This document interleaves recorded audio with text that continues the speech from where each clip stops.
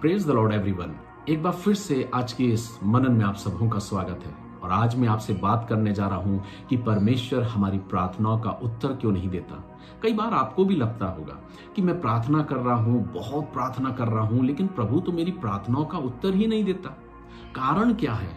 और फिर शुरू होता है अपने आप को कंपेयर करने का, अपनी तुलना दूसरों के जीवन से करने की, कि दूसरे व्यक्ति उन्नति कर रहे हैं, वो प्रगति कर रहे हैं, मैं क्यों नहीं कर पा रहा हूं, मैं क्यों आगे नहीं बढ़ पा रहा हूं। और फिर हम शुरू करते हैं कि मेरी प्रार्थनाएं क्यों नहीं सुनी जा रही, मेरे जीवन में कहां कमी है, किस बात की कमी है। क्या परमेश्वर पक्षपात करता है कि एक को तो बहुत बड़ा दे रहा है लेकिन दूसरे को वो बढ़ाना नहीं चाहता? लेकिन मेरे प्रियो, ऐसा नहीं है। परमेश्वर किसी का पक्षपात नहीं करता, परमेश्वर किसी के साथ ऐसा दुबांध नहीं करता। लेकिन ये बात मुझे और आपको समझने की जरूरत है। इसलिए तो मैं कई बार बोलता हूं कि अपनी बाइबल को खोलिए और पढ़ना सीखिए, उसको पढ़िए। हर एक प्रश्न का जवाब परमेश्वर आपको अपने वचन में देगा। आइए मैं आपको इसे समझाने का प्रयास करता हूं। जब भी ये प्रश्न मेरे और आपके जीवन में आता है कि परमेश्वर मेरी प्रार्थनाओं को क्यों नहीं सुन रहा, तो इसमें सिर्फ आप अकेले मात्र आप ही नहीं है। परमेश्वर के वचन को जब आप पढ़ेंगे, परमेश्वर के वचन को जब आप देखेंगे, तो परमेश्वर का वचन ये मुझे बताता है कि बाइबल में ऐसे बहुत से लोग हुए हैं, बहुत से सेवक हुए हैं, बहुत से दास और दासियां हुए हैं जिनकी प्रार्थनाओं को कई बार प्रभु ने नजरअंदाज किया। आइए मैं आपको वचन में लेकर चलता हूं। अय्यूब की पुस्तक में लिखा है कि जब अय्यूब ने अपने जीवन में जो परमेश्वर का भय मानता था, परमेश्वर का धन्यवाद करता था, उसके सम्मुख अपने बलिदानों को चढ़ाया करता था, लेकिन फिर भी एक समय ऐसा आया, एक लंबा पीरियड उसकी जिंदगी में आया जब परमेश्वर ने उसकी प्रार्थनाओं का उत्तर बहुत देर में दिया। और वो उत्तर हमें अय्यूब के 38वें अध्याय में मिलता है, जब परमेश्वर ने उसको उत्तर दिया, उसको जवाब दिया। लेकिन कुछ बातों को मैं आपको बताना चाहता हूं। जब भी आपको ये लगने लगे कि आप सफल नहीं हो पा रहे हैं, आप उन्नति नहीं कर पा रहे हैं, आप आगे नहीं बढ़ पा रहे हैं, आप शायद आशीषित नहीं हो पा रहे हैं, जो आप अपने दृष्टिकोण से, सांसारिक दृष्टिकोण से देख रहे हैं, तो आप अय्यूब की किताब को खोलिए और पढ़िए वहां अय्यूब क्या कहता है। अय्यूब जो कि परमेश्वर का भक्त था, परमेश्वर का दास था, लेकिन वो क्या कहता है? पहले अध्याय के 20वें पद में वो कहता है, तब अय्यूब उठा और बागा फाड़ा और सिर मुड़ाकर भूमि पर गिरा और दंडवत करके कहा, मैं अपनी माता के पेट से नंगा निकला और वहीं नंगा लौट जाऊंगा। यहोवा ने दिया और यहोवा ही ने लिया, यहोवा का नाम धन्य है। यहां पर अय्यूब ये प्रार्थना कर रहा है, यहां अय्यूब ये दुआ कर रहा है परमेश्वर से, और उसको कह रहा है कि परमेश्वर ने दिया, परमेश्वर ने लिया, उसके नाम का धन्यवाद हो। दूसरी तरफ अय्यूब एक बार और कहता कि क्या जिसने हमें सुख दिया है हम उससे दुख ना लें। अय्यूब ये दुआएं कर रहा है, प्रार्थना कर रहा है। 5वें अध्याय में वो कहता है, यहोवा को पुकार कर देख, कोई तो होगा जो तेरी सुनेगा। और ऐसे करके अय्यूब प्रार्थना को करता है। आप क्या कहेंगे? अय्यूब तो परमेश्वर का जन था, परमेश्वर का दास था, परमेश्वर का भक्त था, लेकिन उसने परमेश्वर के सम्मुख जब अपनी प्रार्थनाओं को रखा, अपने दुखों को रखा, तो क्या परमेश्वर उसकी नहीं सुन रहा था? परमेश्वर सब कुछ सुन रहा था, परमेश्वर को सब कुछ दिखाई दे रहा था, उसको सब कुछ मालूम था। लेकिन इसलिए उसने डिले किया और 38वें अध्याय में उसने उसकी प्रार्थनाओं को उत्तर दिया। और तब हम देखते हैं कि वो कैसे मल्टीप्लाई उन आशीषों को पाया। लेकिन क्या आपने इस बात को सोचा कि क्यों इतनी डिले हुई? क्यों? क्योंकि वहां पर परमेश्वर की एक युक्ति थी, परमेश्वर की एक योजना थी, और अय्यूब उस योजना का भाग था। जब भी आपको ऐसा लगने लगे कि आपकी प्रार्थनाएं नहीं सुनी जा रही, अपने आप को दूसरों से कंपेयर मत करिए, अपने आप को दूसरों से तुलना मत करिएगा, अपनी आशीषों को दूसरों की आशीषों से तुलना मत करिएगा, लेकिन परमेश्वर के वचन को खोजिएगा। परमेश्वर का वचन वहां सिखाता है कि अय्यूब ने अपने जीवन में प्रार्थना करी और परमेश्वर ने उसकी प्रार्थना का उत्तर बहुत देर में दिया, लेकिन परमेश्वर ने उसकी प्रार्थना का उत्तर दिया। तो कई बार परमेश्वर हमें अपनी युक्ति के तहत अपने कामों को पूरा करना चाहता है और हमें उस युक्ति का हिस्सा बनाता है, हम उसकी युक्ति का हिस्सा बनते हैं। दूसरी जगह अगर एक और दास के बारे में देखें तो परमेश्वर का वचन मुझे इस बात को बताता है, जो दाऊद है। और दाऊद अपने भजन 13 में कुछ इस प्रकार से लिखता है, जब वो भी प्रार्थना कर रहा है, वो भी विनती कर रहा है, और जैसा कि हम जानते हैं कि दाऊद परमेश्वर के मन के मुताबिक था, परमेश्वर का दास था। लेकिन वो क्या कहता है?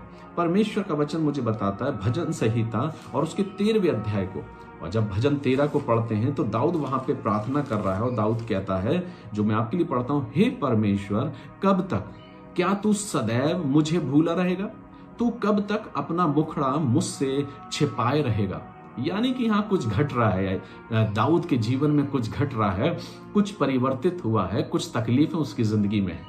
दाऊद का भजन जो हम पढ़ते हैं तो कई बार परमेश्वर के वचन को वो वहां लिखता है और इन बातों को लिखता है। 12वें पद में कहता है, 12वें अध्याय में कहता है, हे परमेश्वर बचा ले, क्योंकि एक भी भक्त नहीं रहा। दाऊद की ये प्रार्थना है, दाऊद प्रार्थना कर रहा है, लेकिन परमेश्वर वहां पर क्या दाऊद की प्रार्थना नहीं सुन रहा है? वचन हमें ये बताता है कि दाऊद भी परमेश्वर का जन था, लेकिन कई बार वो प्रार्थना करता है, कई बार वो परमेश्वर के सम्मुख अपनी प्रार्थना, अपने निवेदनों को रखता है। क्यों? परमेश्वर क्यों इतनी डिले में उसकी दुआओं को सुन रहा है, या क्यों उसकी प्रार्थनाओं का उत्तर नहीं दे रहा है? क्यों वो इस प्रकार से लिखता है? भजन संहिता अगर हम 22 में जाएंगे तो भजन 22 में दाऊद क्या कहता है? हे मेरे परमेश्वर, हे मेरे परमेश्वर, तूने मुझे क्यों छोड़ दिया? तू मेरी पुकार से और मेरी सहायता करने से क्यों दूर रहता है? मेरा उद्धार कहाँ है? क्या नजर आता है? दाऊद जो कि परमेश्वर का जन है, लेकिन फिर भी वो क्यों ऐसी दुआ कर रहा है, क्यों ऐसी प्रार्थना कर रहा है कि हे मेरे परमेश्वर, हे मेरे परमेश्वर, तूने मुझे क्यों छोड़ दिया? क्या वास्तव में परमेश्वर ने दाऊद को छोड़ दिया था? नहीं मेरे प्रियो, परमेश्वर ने दाऊद को नहीं छोड़ा था, वो तो परमेश्वर के मन के मुताबिक था, लेकिन शायद वहां पर परमेश्वर की कुछ युक्ति थी, परमेश्वर की कुछ योजना थी। अगर हम हबक्कूक के जीवन के बारे में देखते हैं तो हबक्कूक भी ये प्रार्थना करता है, ये दुआ करता है, और उसके पहले अध्याय को जब हम निकालते हैं, पहले अध्याय के दूसरे पद को, तो हबक्कूक भी ये प्रार्थना करता है, हे यहोवा, मैं कब तक तेरी दुहाई देता रहूंगा और तू ना सुनेगा? मैं कब तक तेरे सम्मुख उपद्रव उपद्रव चिल्लाता रहूंगा? क्या तू उद्धार नहीं करेगा? यह हबक्कूक भी है, ये परमेश्वर के वचन के वो जन है, वो दास हैं जिनका जिक्र परमेश्वर के वचन में आया है। अब आप क्या कहेंगे? क्या परमेश्वर सिर्फ हमारी दुआएं नहीं सुनता, या हमको ही उन्नति नहीं कर रहा है, या हमारे ही जीवन में वो आशीष नहीं दे रहा है? वचन को खोलिए और पढ़िए। परमेश्वर के ऐसे बड़े बड़े दास हुए, ऐसे जन हुए, जिनको कई बार परमेश्वर ने अपनी युक्ति के तहत तैयार किया, खड़ा किया, और वो अपनी युक्ति को, अपनी योजना को उनके जीवन में पूरा होते हुए देखना चाहता है। जब भी आपको ये लगने लगे, जब भी आप संदेहात्मक दृष्टि से अपने जीवन को देखने लगे कि मैं आशीषित क्यों नहीं हो पा रहा, मैं क्यों नहीं फलवंत हो पा रहा, तो अपने आप को दूसरों से तुलना नहीं करिए, अपने आप को दूसरों से आकलन मत करिए, पर खुश रहिए, आनंदित होइए कि आप परमेश्वर की युक्ति का हिस्सा हैं, आप परमेश्वर की युक्ति का वो भाग हैं, और परमेश्वर ने आपको अपनी युक्ति के तहत तैयार किया है। और ऐसे समय में आनंदित रहिए, ऐसे समय में खुश रहिए, परमेश्वर का धन्यवाद करिए, परमेश्वर की स्तुति करिए, और तब देखिए एक वक्त आएगा जब परमेश्वर आपको आशीष देगा।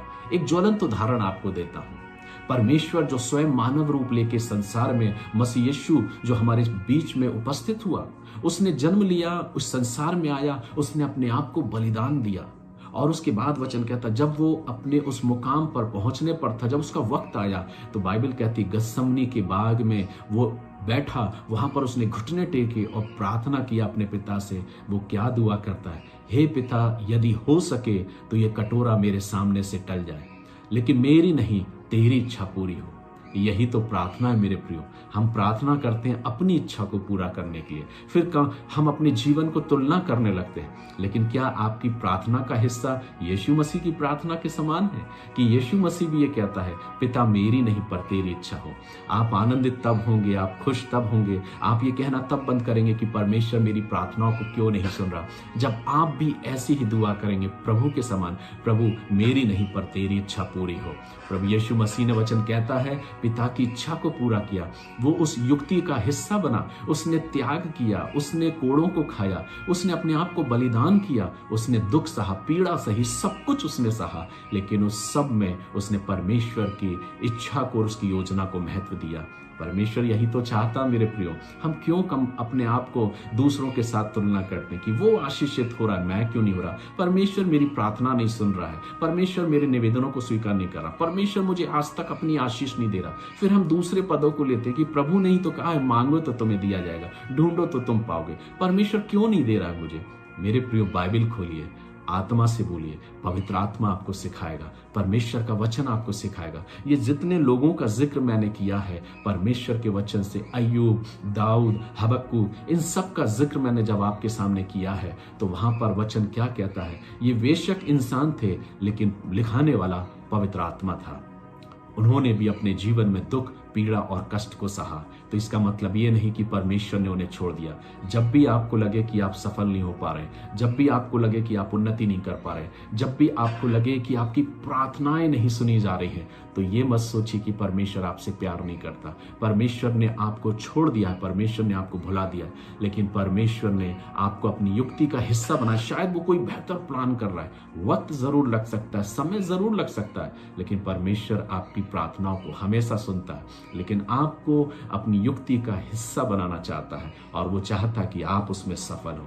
क्या आज की सुबह आप तैयार हैं परमेश्वर की युक्ति का हिस्सा बनने के लिए, या ये कहने के लिए कि प्रभु मेरी इच्छाओं को पूरा कर, मेरी प्रार्थना को स्वीकार कर? नहीं मेरे प्रियो, अपनी आंखों को बंद करती हुए खुदा को धन्यवाद दे, ईश्वर को धन्यवाद दे।